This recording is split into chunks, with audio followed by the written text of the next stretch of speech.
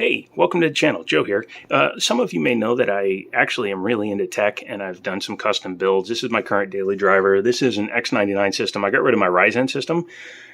I don't know why. I did. I like the quad channel thing and I don't want to pay the full price for Threadripper right now, so I'm waiting for Threadripper to come down before I build one of those systems. Anywho, X99 has a 12-core Xeon in it right now. It's going to get a 10-core 6950X as soon as I sell a couple of things that I'm trying to sell.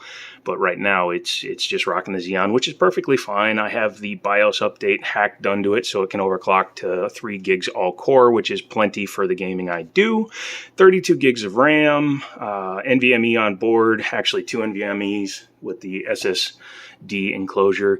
This board may have to go because it's not quite modern enough. The Rampage edition of the ROG board has, I think, 2 or 3 onboard NVMe slots and faster connectivity, as well as Type C connections for the front, and this one has a Type C up on top because this is the Corsair 7000D case. However, this case is going away because the case is too small. So what's probably going to happen is that system's going to stay in there, and when I get rid of all of this, I'll just put like an all-in-one.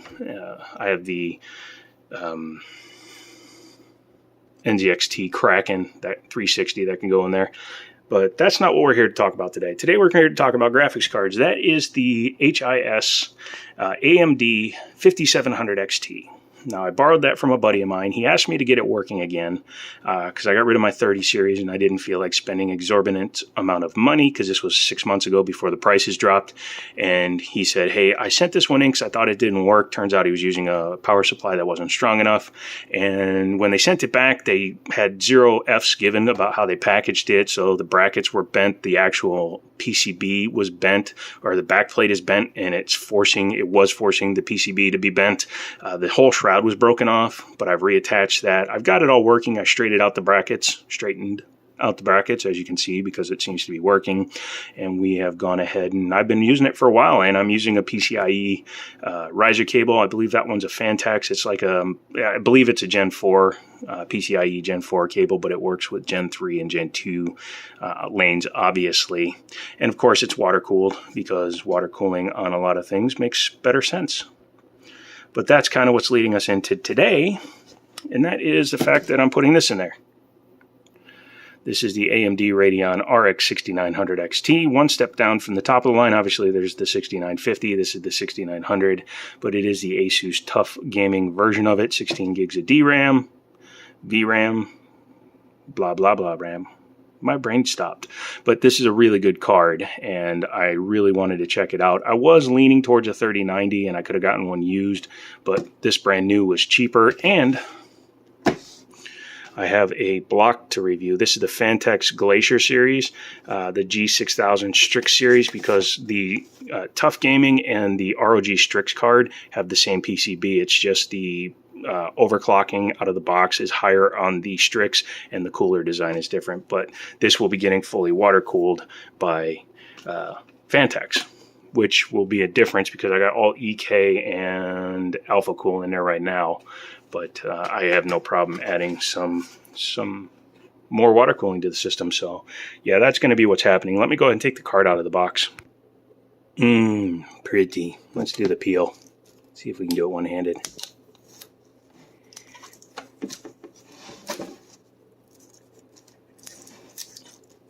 Oh, this is not going to go well. Yeah, that's a peel fail. It's not ASMR. I'm just whispering. Yeah. Oh God. Yeah, no, that's bad. Oh, come on. We'll be back because this is going horrible. Yeah, sorry about that failed peel, but here we go. This thing is a beefy little guy, and by little guy I mean full-on 3-ass slot card.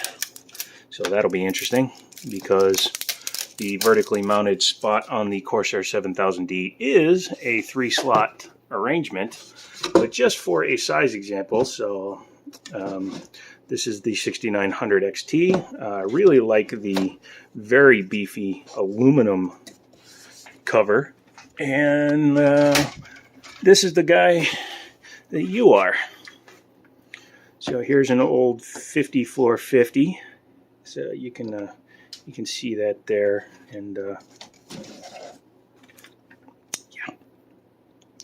that's got a little bit of the girth. Final example here, we've got here's one that I always thought was one of the bigger cards out there, and this is a 290 XFX, one of the best looking coolers ever, I think. No backplate though, but looks really sexy. But as you can see, still not a chunkster like this guy. This guy's a chunkster. You can see the length is almost the same though. That's pretty cool. And I believe this is the best representation of the generational gap, because 5700 XT, 6900 XT, as you can see, much longer and much thicker. And this is an AIB partner, that's an AIB partner, so it's mapples to drapples, and it's a pretty noticeable size beefy difference. If you have big, very big, and yeah, 3 slot, so that's a no. But it does look good. Let's turn her on, see what happens. Hey, RGB lights up. Although at the end of the day, it's not going to be a problem because that's going on there. That's the Fantex. Like I said, it says Strix, but it works for the Tough as well. As you can see, it's got a protective cover on it, but that's going to look good because it's going to show all my fluids and allow me to push the card back far enough to adapt to my water cooling to it. So, come back for that,